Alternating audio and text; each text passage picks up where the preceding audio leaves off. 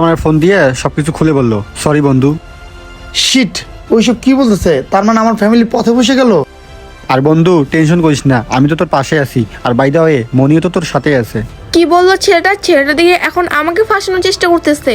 আর বন্ধু টেনশন করস কে? তোর যদি বাড়িঘর না থাকে আর তুই যে মনিকে একটা ফ্ল্যাট কিনে দিছিলি না 4 রুমের, ওইখানে কি থাকবি? আর সেখানে তোর আব্বু আম্মুও থাকতে পারবে। টেনশন করস কে? আর কি বললো মনি, ফ্ল্যাটের বাকি টাকা তুমি শোধ করতে পারবা না? দেখ বন্ধু টেনশন করিস না, তো 2-3 মাসে বাজার লাগলে সেটা আমি দিতে পারবো। আর মনি তো পাশে আছে। কি মনি, তুমি নয়নকে মন থেকে ভালোবাসো না? এখন আবার এসব প্রশ্ন আমাকে কেন উঠতেছে? ঠিক আছে আলম, আমি বুঝতে পারছি, এইসব কথা এখন বাদ দে। এগুলো আমি ম্যানেজ করে নেওয়ার চেষ্টা করবো। বাই দেবে এত বড় বিজনেসটা আমাদের কিভাবে লস হলো? বন্ধু যে বিজনেস গেছে ওটা চিন্তা বাদ দে, তুই আবার নতুন করে বিজনেস শুরু করতে পারবি। ঠিক আছে আলম, তোর কথা, কিন্তু এখন আমি নতুন করে বিজনেস করার জন্য টাকা কোথায় পাবো? আরে পাগল, তুই কি ভুলে গেছিস? তুই না আমারে বলেছিলি মনির টঙ্গিতে বাড়ি এসে যেটা ভাড়ায় চলে। তো তুই এত টাকার টেনশন কেন করতেছস? তো তুই ওর বাড়িটা বিক্রি করে নতুন করে বিজনেস শুরু কর। যখন বিজনেস দাঁড়ায় যাবো তখন তুই ওর একটা বাড়ি কিনে নিবি। মনি তুমি কি বলো, নয়নের জন্য বাড়িটা বিক্রি করে দাও? কি?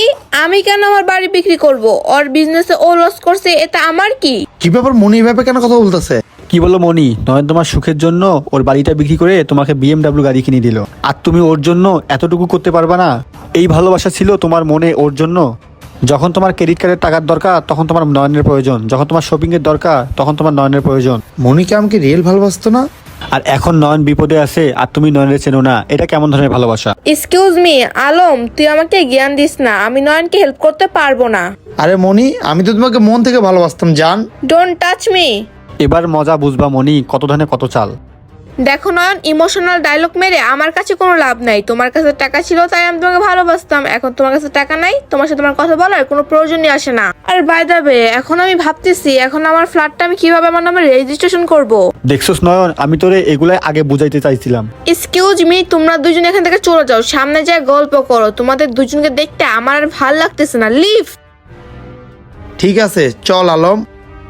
নয়ন বস। কি ব্যাপার, আলম বুঝতে বললো কেন? আর মনি যে ফোনটা আসছিল না ওইটা আমি মিথ্যা বলছি।